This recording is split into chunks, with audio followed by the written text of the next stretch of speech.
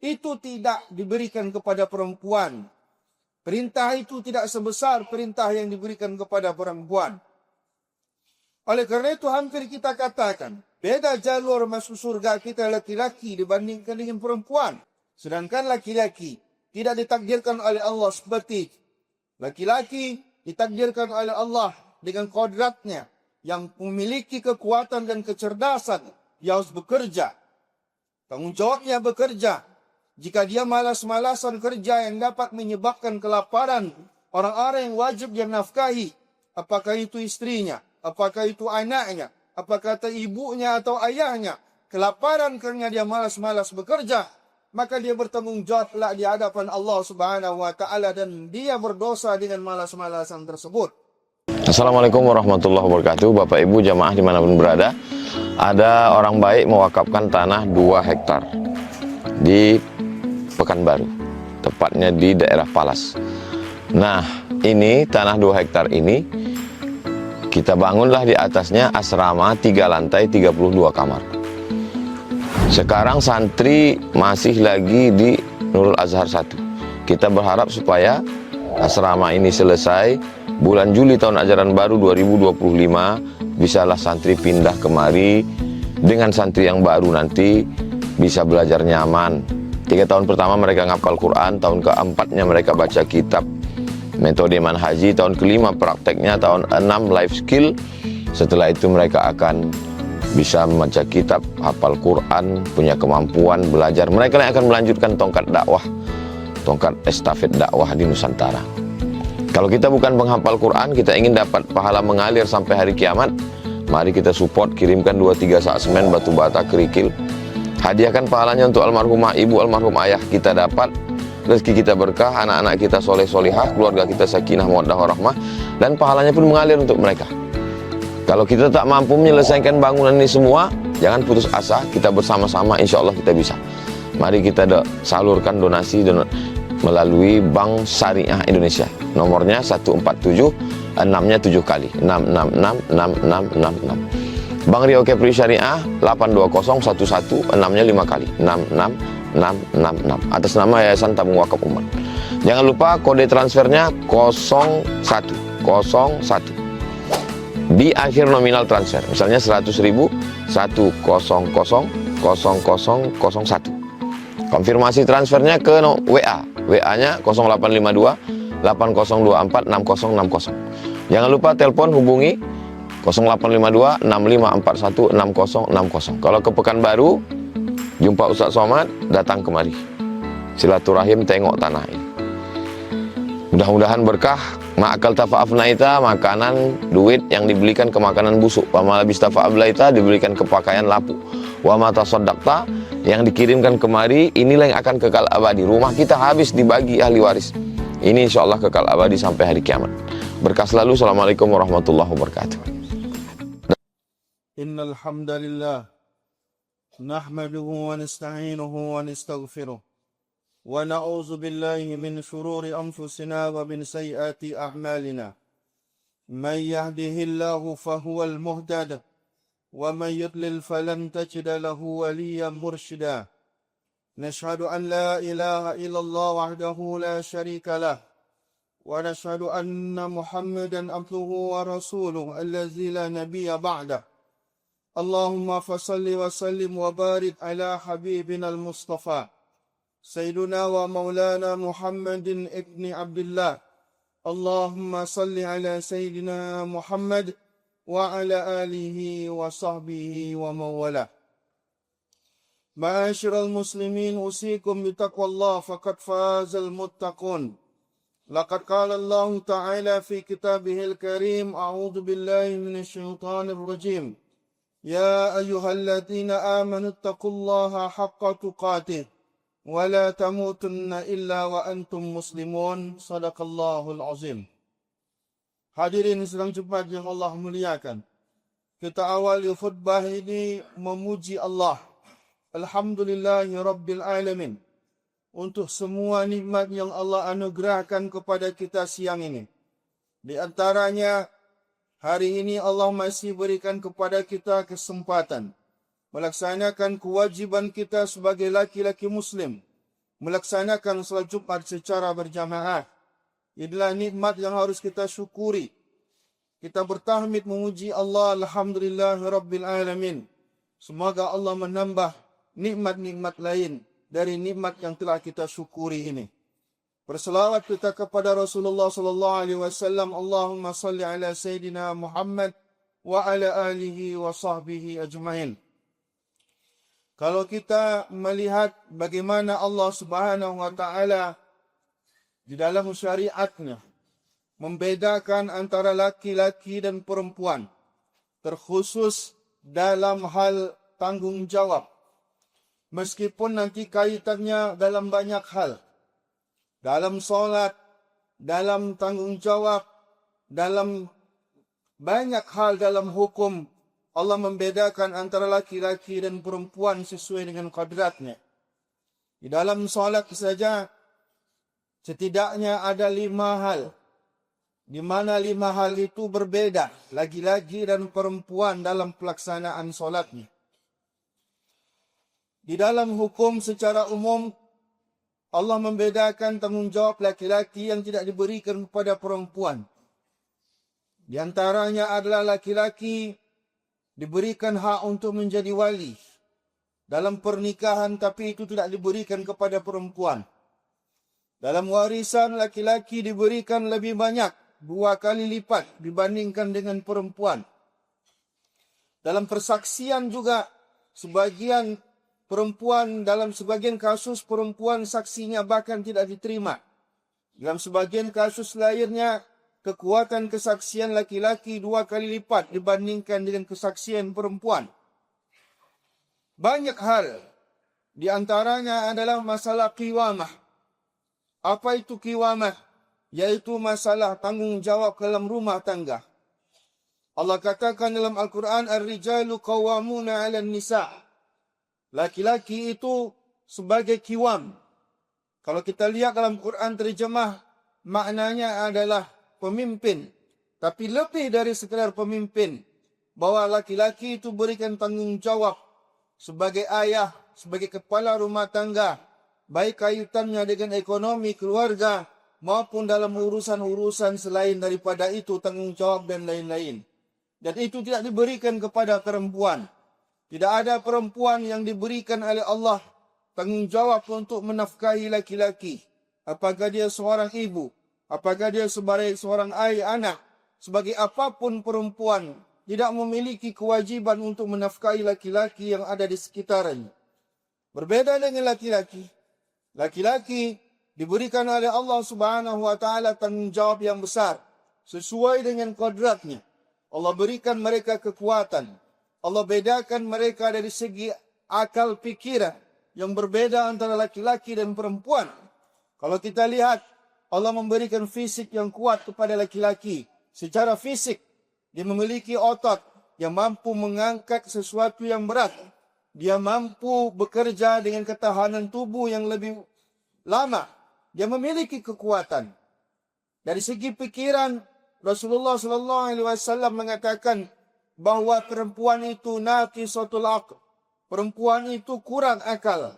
Kurang akal bukan karena kebodohannya, tapi kurang akal yang dimaksud adalah perempuan tidak mampu menggunakan 100% dari kecerdasan, tidak mampu berlogika dengan baik.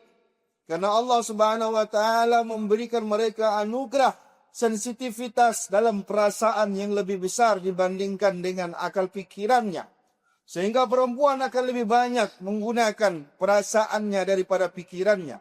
Dan itu berbeda dengan laki-laki yang dikodratkan oleh Allah mampu untuk menggunakan akal pikirannya, mampu menggunakan kecerdasannya, mampu berpikir sebelum memutuskan sesuatu. Oleh karena itu kepemimpinan dan tanggungjawab lebih banyak diberikan oleh Allah kepada laki-laki dibandingkan perempuan. Dan itulah yang berlaku dalam rumah tangga. Laki-laki berbeda dengan perempuan yang telah disyariatkan oleh Allah dalam banyak hal. Maka hampir bisa kita katakan, bahkan dalam urusan keakhiratan pun, dalam urusan surga dan neraka pun laki-laki berbeda dengan perempuan. Di mana perempuan dengan kemolekannya, dengan jiwa keibuannya, dengan kecantikannya, dengan kepatuhannya, dengan bersolehnya, jadilah jalur dia untuk masuk dalam surga Allah Subhanahu wa taala. Di rumah dia melayani suaminya, dia hormat dan patuh kepada kebijakan-kebijakan suaminya. Dia tidak terlalu diberatkan untuk berangkat ke masjid sholat berjamaah, karena memang jalur mereka berbeda dengan laki-laki. Laki-laki diperintahkan walaupun tidak sampai wajib menurut sebagian ulama, sunnah muakkad, tapi tingkat perintahnya sangat-sangat besar. Laki-laki untuk melaksanakan sholat berjamaah di masjid, itu tidak diberikan kepada perempuan.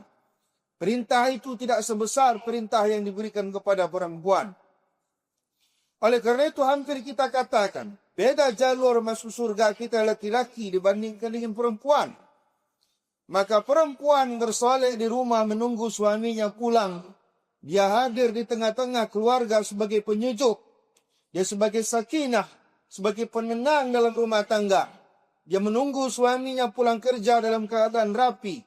Dia melakukan hal-hal yang dapat menyenangi hati suaminya. Dia patuh dengan ucapan-ucapan suaminya. Itulah surga bagi mereka. Sedangkan laki-laki tidak ditakdirkan oleh Allah seperti itu. Laki-laki ditakdirkan oleh Allah dengan kodratnya, yang memiliki kekuatan dan kecerdasan. Dia harus bekerja. Tanggung jawabnya bekerja. Jika dia malas-malasan kerja yang dapat menyebabkan kelaparan, orang-orang yang wajib dia nafkahi, apakah itu istrinya, apakah itu anaknya, apakah itu ibunya atau ayahnya, kelaparan kerana dia malas-malas bekerja, maka dia bertanggung jawab di hadapan Allah Subhanahu wa taala dan dia berdosa dengan malas-malasan tersebut. Maka hadirin Islam Jumat yang dimuliakan Allah Subhanahu wa taala, inilah laki-laki. Sebagai laki-laki kita bekerja, batin kita, mental kita mesti kuat. Kita mesti menghadapi banyak rintangan-rintangan di tempat kerja kita. Tapi inilah jalan surga kita yang dibedakan oleh Allah. Maka laki-laki punya banyak orang yang harus dia nafkahi. Dalam rumahnya dia memiliki istri yang secara mutlak yang wajib dia nafkahi.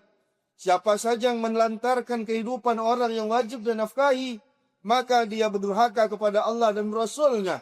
Setiap kelaparan anak dan istri yang disebabkan oleh malasnya, maka dia bertanggung jawab di hadapan Allah Subhanahu wa taala.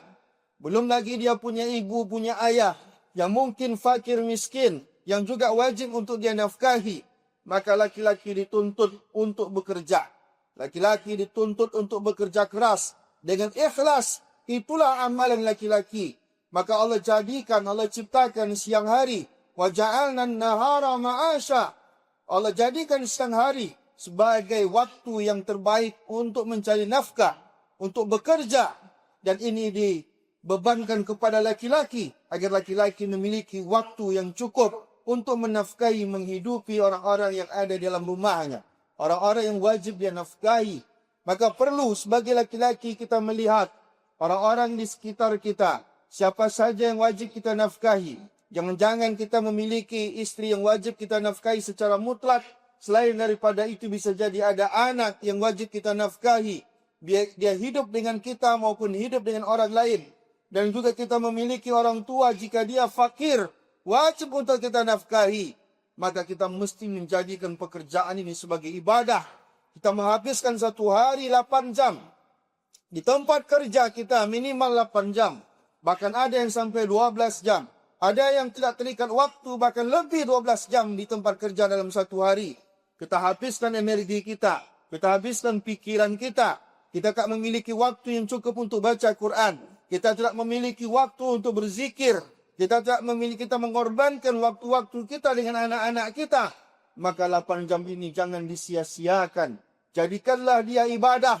Bagaimana cara kita menjadikannya ibadah? Tuluskan niat kita mencari nafkah. Karena memang ada orang-orang yang diwajibkan oleh Allah untuk kita nafkahi. Akhir daripada sasaran perbuatan kita adalah Allah. Kita menafkahi istri kita. Bukan karena kita takut. Bukan sekadar sayang. Tapi karena Allah yang mewajibkan kita untuk menafkahinya. Kita nafkahi anak kita. Bukan sekadar sayang. Bukan karena cinta. tapi karena memang Allah yang mewajibkan kita untuk menafkahi anak kita, maka bekerjalah. Maka Rasulullah SAW sebuah riwayat mengatakan, ada orang bekerja demi Allah dan ada orang bekerja demi syaitan. Orang yang bekerja demi syaitan yang dimaksud adalah orang yang mengukir prestasi di tempat kerja untuk membangga-banggakan diri di hadapan orang lain. Tapi orang yang bekerja demi Allah, 8 jam satu hari di tempat kerja bernilai ibadah di sisi Allah Subhanahu wa taala, adalah orang yang keluar dari rumahnya, melangkahkan kakinya dengan niat yang tulus dan ikhlas, akan bekerja dengan sesungguh-sungguhnya untuk menafkahi orang-orang yang diwajibkan oleh Allah untuk dinafkahi. Maka dengan ketulusan yang baik, dengan keikhlasan itu, maka Allah akan menilai semua keletihan, kesusahan. Mungkin ada hal-hal yang mungkin tidak menyenangkan di tempat kerja. Mungkin ada yang tidak suka. Mungkin ada yang sikut kanan, sikut kiri. Mungkin ada yang ingin menjatuhkan. Kesabaran-kesabaran itu akan dinilai oleh Allah Subhanahu wa taala seperti ibadah. Sore hari, seorang ayah yang tadi kelelahan mencari nafkah untuk anak dan juga untuk istrinya. Sore hari dia pulang, berbaring di tempat tidurnya, merebahkan badannya, maka di saat itu dia keletihan, dia terbaring, maka di saat itu dosa-dosanya diampunkan oleh Allah Subhanahu wa taala.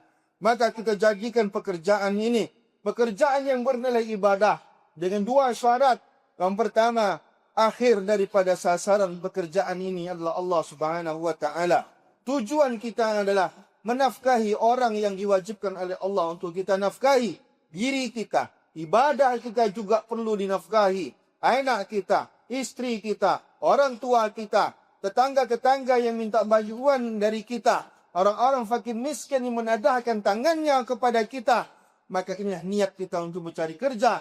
Dan yang kedua, jangan lupa, bekerjalah sebagaimana yang Allah kehendaki. Allah menghendaki orang bekerja dengan halal. Bagaimana dia bisa halal? Orang bekerja dengan jujur. Orang bekerja sesuai dengan tanggung jawabnya. Orang bekerja sungguh-sungguh. Orang bekerja secara tekun. Innallaha yuhibbu iza amila ahadukum ayyutkinah. Allah suka apabila kalian bekerja, kalian menekuni pekerjaan itu. Maksudnya ada keseriusan dan kesungguhan. Tidak bermain-main. Tidak melalaikan pekerjaan.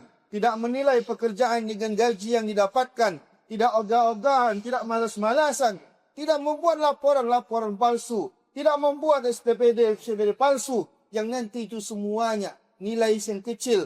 Menyebabkan uang itu bercampur. Uang halal dan uang haram bercampur. Iza tutama al-halal wal-haram. Faghulibal haram. Bercampurlah uang halal dan uang haram. Maka seluruh uang yang dibelikan ke makanan, walaupun di makanan itu ada yang 100.000-nya uang halal, 2.000-nya adalah uang haram, maka makanan itu adalah makanan haram. Na'udzubillah summa na'udzubillah. Kullu lahmin nabata min haramin fannaru aula bih. Kulit kita, daging kita yang ada di tubuh ini, jika dia ada yang tumbuh dari makanan haram, fannaru aula bih, maka neraka lebih cocok untuknya daripada surga. Fakabir ya ulil absar la'allakum turhamun.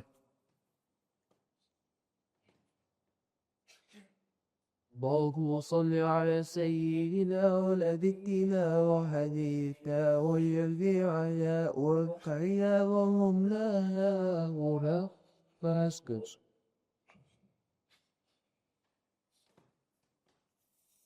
الحمد لله رب العالمين وبه نستعين على أمور الدنيا والدين ثم نصلي ونسلم على خاتم الأنبياء والمرسلين سيدنا ومولانا محمد وعلى آله وصحبه أجمعين.